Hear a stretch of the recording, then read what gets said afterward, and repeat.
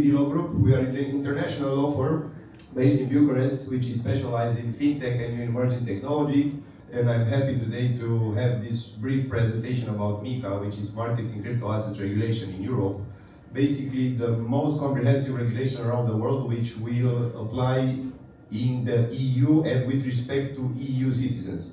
So it is not the token that is compliant with MiCA, it's the issuer that needs to be compliant with MiCA. The question with respect to the crypto exchanges that everybody was asking, do I have to delist the USDT because it is not MiCA compliant? This is not the question. I think it's completely not correct. Who is the issuer of Bitcoin that has to be MiCA compliant?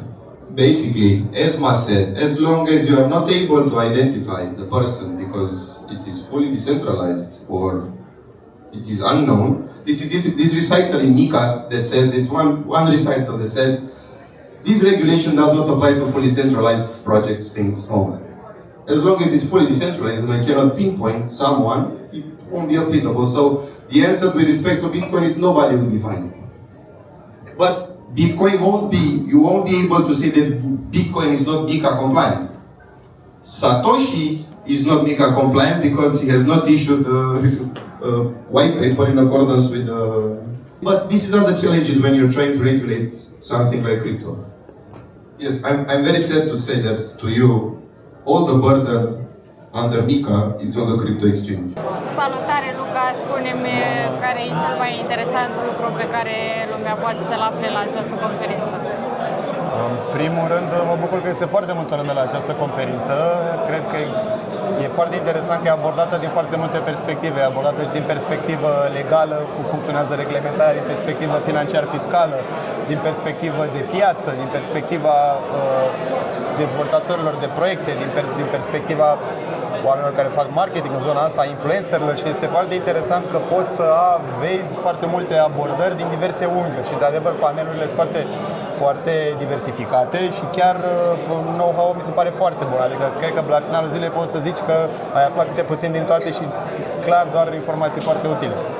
Cum vezi faptul că ANAF-ul are un reprezentant oficial în această conferință? Sincer, mă bucură foarte tare acest lucru și m-ar bucura să existe cât mai multă lume din partea administrației publice, cel puțin centrale, la astfel de evenimente, pentru că am plecat de la o zonă nereglementată și practic ignorată de autoritățile publice, care a apărut ulterior pe radarul acestora și acum avem foarte multă reglementare care va intra în vigoare și trebuie ca actorii din piață să colaboreze cu autoritățile publice, pentru că altfel ne vom trezi într-o situație în care autoritatea nu știe vibe-ul din piață, piața nu înțelege foarte bine ce trebuie să facă ca să se conformeze și am ajunge în situația în care se vor aplica sancțiuni. Ori, având în vedere că reprezentanții administrației publice sunt aici, de la momentul la care reglementarea încă nu este în vigoare, este foarte bine.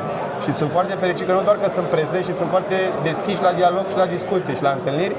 Și suntem în momentul la care ne aflăm într-o bucată de educație, de educare a pieței.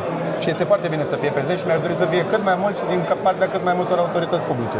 Cam cât timp ar lua procesul ăsta până când autoritățile devin competente în măsura asta să poată să nu se aplice sancțiuni, să facă totul să meargă, adică lumea să-și plătească taxele pe criptomonede? Eu cred că util este să lucrăm împreună și dacă lucrăm împreună, cred că timpul va fi foarte scurt. Dacă vom lucra pe paliere diferite, persoanele, administrația publică să încerce să sancționeze și actorii să nu înțeleagă cum să se conformeze, atunci cred că o să dureze foarte mult. Dacă va exista o cooperare, eu cred că lucrurile vor merge foarte ușor.